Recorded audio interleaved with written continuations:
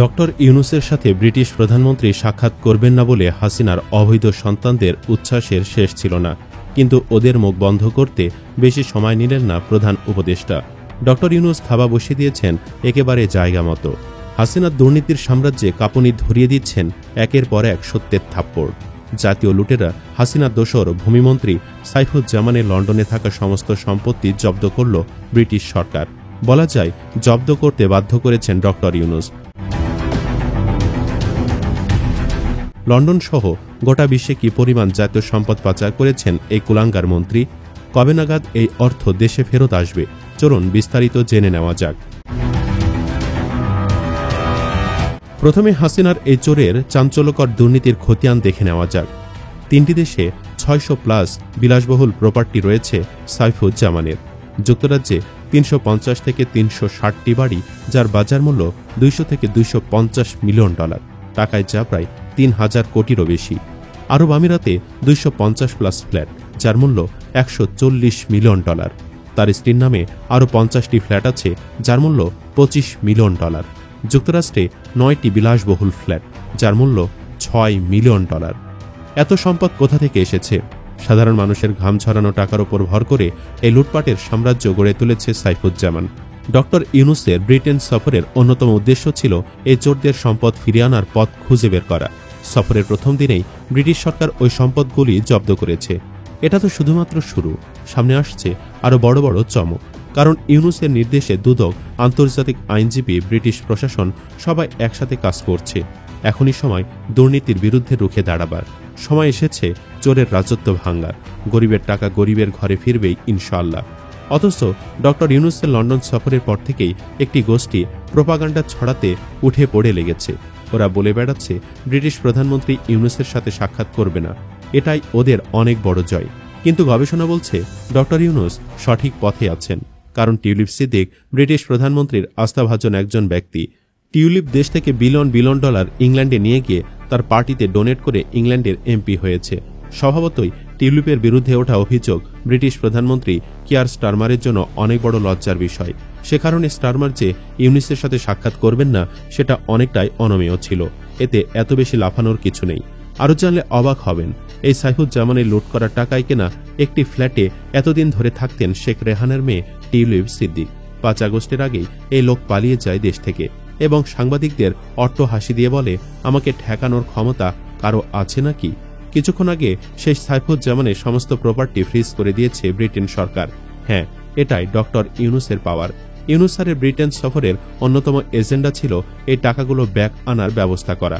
সেখানে সফরের প্রথম দিনেই সম্পদ ফ্রিজ করতে পারাটা আমাদের জন্য ভেরি গুড সাইন।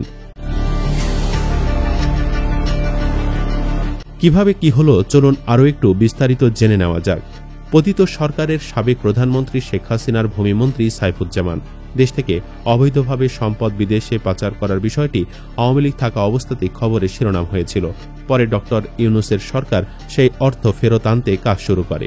পরে বাংলাদেশের অন্তর্বর্তী সরকারের অনুরোধে সাইফুজ্জামানের সম্পদ জব্দ করা হয়েছে বলে জানিয়েছে ব্রিটিশ প্রশাসন।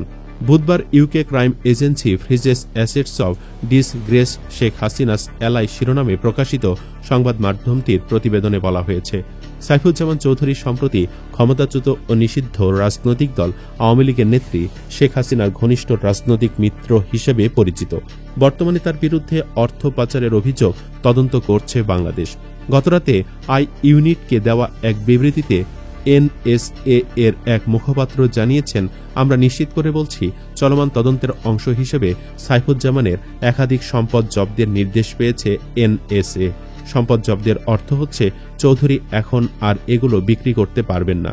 এমন এক সময় তার সম্পত্তি জব্দের খবর এলো যখন বাংলাদেশের অন্তর্বর্তী সরকারের প্রধান উপদেষ্টা ডক্টর মোহাম্মদ ইউনূস লন্ডন সফরে আছেন। গত বছর 56 বছর বয়সী সাইফুজ্জামানের ব্রিটেনের সম্পদের খবর প্রথম প্রকাশ করে আল জাজিরা। সংবাদ মাধ্যমটি জানায়, সেখানে সাবেক এই মন্ত্রীর 350টির বেশি সম্পত্তি রয়েছে। তবে এসব সম্পত্তির ঠিক কতটা জব্দ করা হয়েছে তা স্পষ্ট করেনি ব্রিটেনের জাতীয় অপরাধ সংস্থা। তবে আল জাজিরার আই ইউনিট জানিয়েছে, লন্ডনের সেন্ট জনস উড এলাকায় 11 মিলিয়ন পাউন্ড মূল্যের একটি বিলাসবহুল বাড়ি এই জব্দের আওতায় আছে। এই বাড়িতেই আল জাজিরার অনুসন্ধানী দল সাইফুজ্জামানের সঙ্গে সাক্ষাৎ করেন। এখানেই তিনি দামি স্যুট ও কুমিরের বাচ্চার চামড়ার তৈরি জুতার প্রতি তার আগ্রহের কথা জানিয়েছিলেন। সে সময় শেখ হাসিনার সঙ্গে তার ঘনিষ্ঠ সম্পর্কের কথা উল্লেখ করে তিনি বলেন, আমি তো ওনার ছেলের মতো। এছাড়া সাইফুজ্জামানের যে লন্ডনে ব্যবসা আছে সে বিষয়টিও জানতেন শেখ হাসিনা। আই ইউনিটের অনুসন্ধানী প্রতিবেদনে বলা হয়, বাংলাদেশের বৈদেশিক মুদ্রা নিয়ন্ত্রণ আইন অনুযায়ী বার্ষিক বৈদেশিক লেনদেনের সীমা মাত্র $12,000 থাকলেও বিদেশে সম্পদের পাহাড় গড়ে তুলেছেন চট্টগ্রামের প্রভাবশালী পরিবার থেকে উঠে আসা সাবেক ওই মন্ত্রী। অনুসন্ধানে দেখা যায়, লন্ডন, দুবাই ও নিউ ইয়র্কে $500 মিলিয়ন সম্পত্তি কিনেছেন সাইফুজ্জামান। তবে বাংলাদেশের ট্যাক্স রিটার্নে এসব সম্পদের কোনো উল্লেখ নেই। দ্য মিনিস্টার্স মিলিয়নিয়ার্স শিরোনামে একটি প্রামাণ্যচিত্রের মাধ্যমে এসব তথ্য তুলে ধরে আল জাজিরা। উল্লেখ্য, সাইফুজ্জামান ছিলেন শেখ হাসিনার অত্যন্ত ঘনিষ্ঠ ব্যক্তি। তার আমলে তাকে মন্ত্রীও করেছিলেন তিনি।